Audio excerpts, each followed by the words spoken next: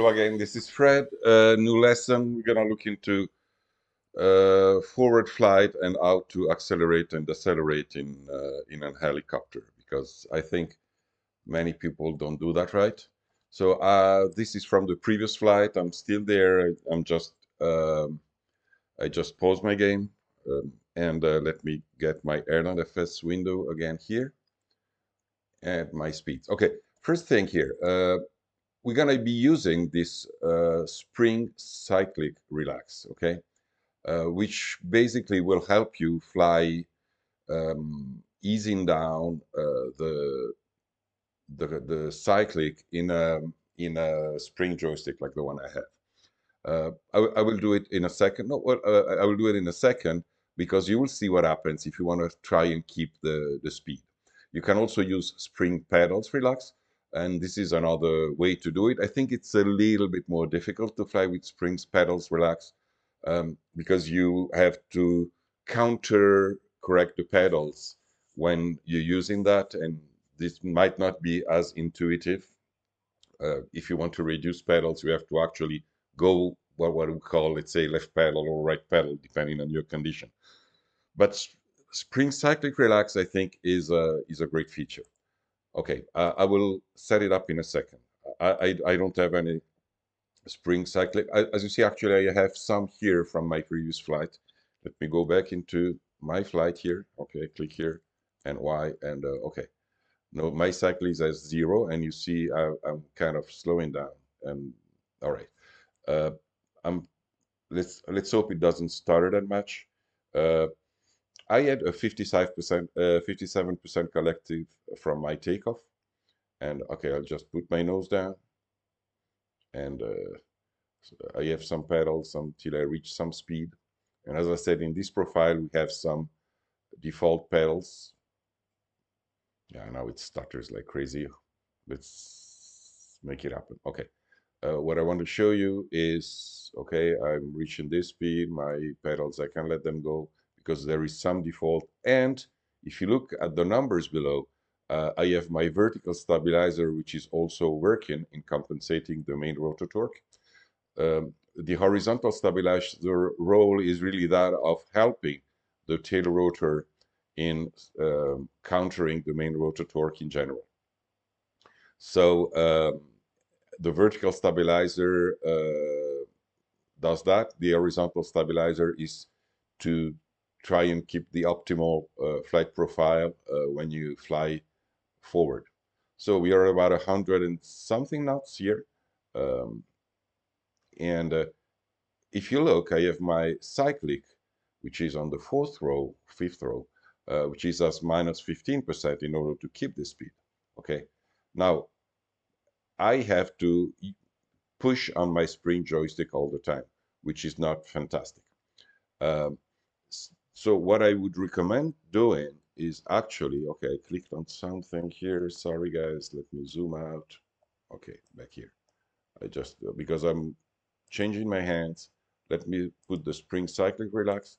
And what happens now, if I look at the numbers, is as I fly, uh, and if I let my cyclic go, now now my cyclic is not, I'm not using it, as you see, it bends on the side, but it stays at 17, 18%. You can see the number here. So it will automatically trim your thing so that you can relax on your spring joystick, okay? And well, the fact I'm keeping on controlling the helicopter, well, that's normal with an helicopter. You have always to have your hands on the cyclic, not much the collective. So if you need to scratch your nose, just use the left hand. The collective you'll not be using much. Okay, and here, okay, let's see how we increase our speed in forward flight. Okay, we are at 120 knots. Let's say I want to fly at 100 knots. So just remember that the collective is actually your power. Okay, you see, as soon as I leave, I'm climbing like crazy and such. Let me go back to my stable thing. So my collective is at 57%, which is good for level flight at, let's say, around 120 knots. So I want to now fly, let's say, at 100 knots, so lower, slower, or maybe 90. What I would do first, I will lower my collective a little bit, maybe, yeah, 49%. It will start to drop. I will lift my cyclic and see where it stops. It might take a little bit to adjust. Okay, so also because remember, there is this, the rotor increases efficiency with speed due to the airflow. So by reducing speed, you're actually needing more power. And this is very true when you actually end up in a hover. So not enough. I need to put my collective maybe at 44%. Okay, pull my nose up. I'm trying to keep my vertical speed at about 0. And you see that it slowly goes to around 100 knots. So maybe now, since I'm going down a little bit, you see where it goes. So yeah, we are about around 100 knots. I might, reduce it a little bit again, maybe 41%. Very hard to get the setting. Yeah, 39%. Okay. And see where we stabilize, what our stable speed. You have to really think, you put power into the helicopter, and the power have to make you fly forward, so resist drag. It has to uh, lift you at the same time. So it's really like the power of an aircraft, okay? Only you have to adjust. Now, okay, I think this settings, the collective of 39%, is good for flying at about 80 knots, something like that. And I might have to add a little bit of pedal because I see from my first line, second value, I'm flying a little sideways, but this is it. Let's say now I want to go at 140 knots. So what I'll do, I'll increase my collective maybe to 54%. The nose wants to climb a little bit, and this is normal. I'll adjust, even because I reduced my speed. Now I'm just gonna, okay, keep it at my vertical speed close to 0 and see where she goes.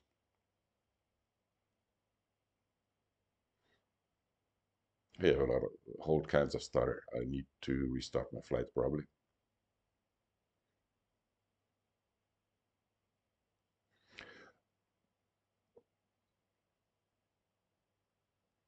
Let me go, okay, maybe a little bit more, 59, 60%. Starters. Let me maybe move away from this buildings so I get some better frames. I don't know you guys, but I have a lot of issues. A lot of issues with the frame rate. And since the last sim update 7, it's been a pain. Yeah. Okay, so now you see at about 59 collective, 60%, I'm getting close to whatever my airspeed is. I have to zoom on the gauges because I have to keep the resolution so low, 140 knots. Don't, okay, don't overspeed. You get sometimes a message you're overspeeding, and this means that you're risking the retreating blade stall. All helicopters have a placard that will tell you what is the maximum speed you can reach at any air densities, and those are actually input in the flight config of AirlandFS, and you get those messages when you reach the speed given the air density of conditions. So it's not much of the altitude, it's the altitude density, which means it can also be at low altitude if, let's say, it's a very warm day. Okay, so this is forward flight. Thank you very much, and up to the next.